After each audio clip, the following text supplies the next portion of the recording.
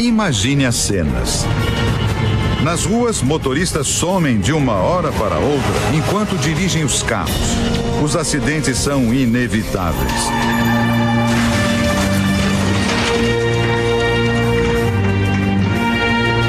Aviões perdem os pilotos em pleno voo e grandes desastres acontecem.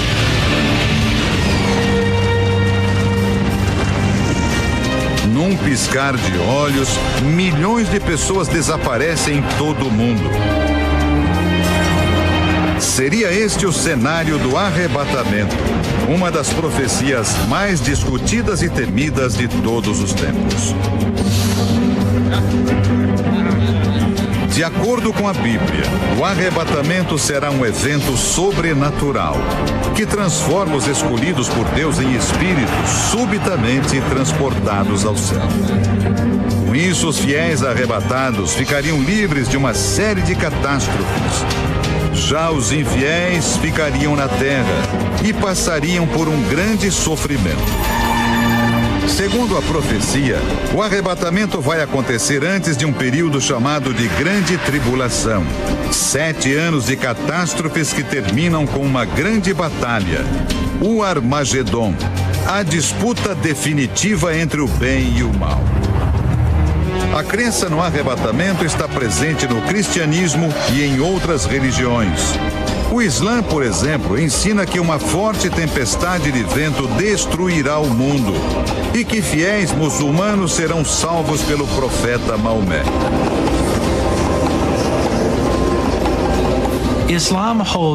Este professor de religião da Universidade de Pepperdine, na Califórnia, diz que quando se trata do fim dos tempos, cristãos e muçulmanos têm crenças semelhantes.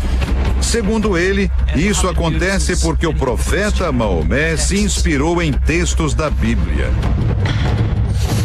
Muitos religiosos e pesquisadores tentam decifrar supostas indicações sobre a data do arrebatamento.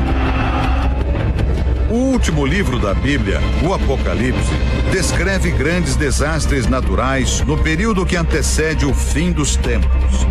São tempestades, terremotos, ilhas que afundam.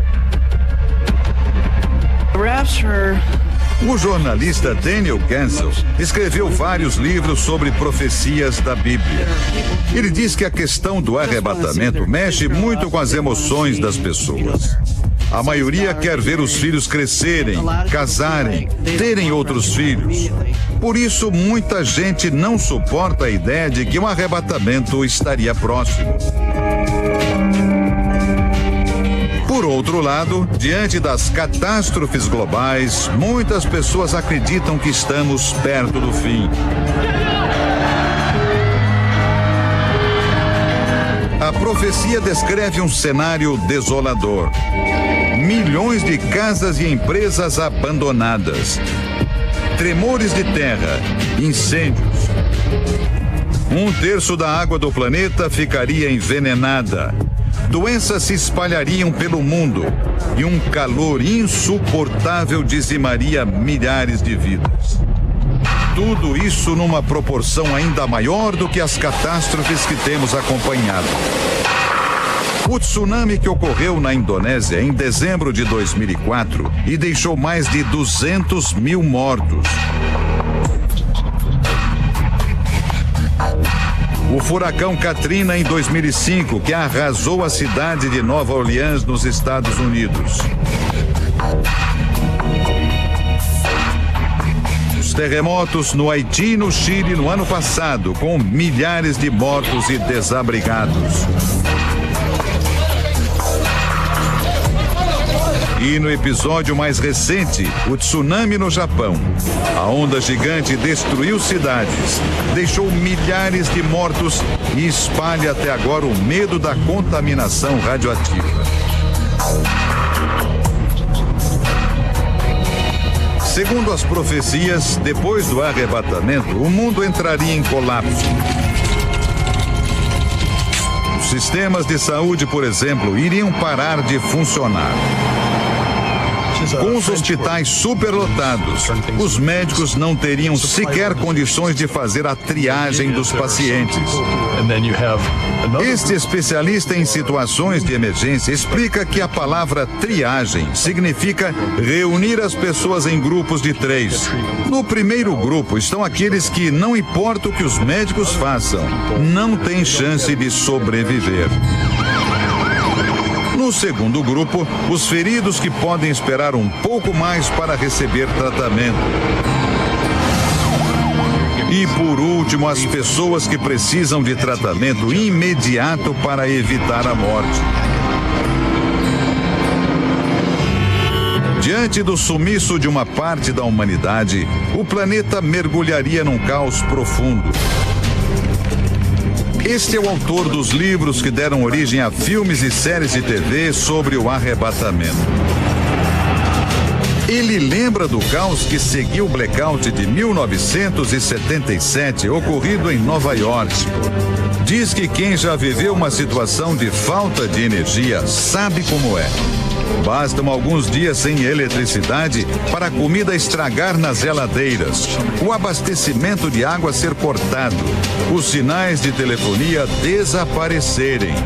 Seria isso em escala mundial. O jornalista acredita que, durante a tribulação, muitas pessoas tentarão recorrer à Bíblia numa última tentativa de se reconciliar com Deus. Mas neste período seria muito difícil conseguir se salvar. O livro do Apocalipse descreve que a tribulação vai durar 7 anos. Depois disso, haverá a ascensão de um líder mundial carismático e, ao mesmo tempo, maligno.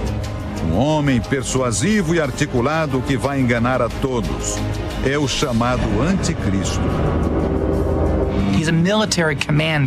Para o documentarista Joel Rosenberg, o Anticristo poderia ser um comandante militar, um líder religioso ou um político. Alguém capaz de mobilizar multidões. De acordo com os textos bíblicos, a destruição orquestrada pelo Anticristo vai atingir o clímax pouco antes do retorno de Jesus. Este teólogo diz que este período de caos e decadência moral pode ser comparado ao que antecedeu o dilúvio de Noé. Ele lembra que a Bíblia descreve que dias antes do dilúvio, as pessoas comeram e beberam, casaram e descasaram, até que veio a água e levou tudo embora. Todos os incrédulos foram banidos da terra. Guerras, epidemias, fome e desastres naturais. Serão mesmo os eventos atuais indícios do fim dos tempos? Quem acredita na profecia diz que os sinais do arrebatamento já são visíveis.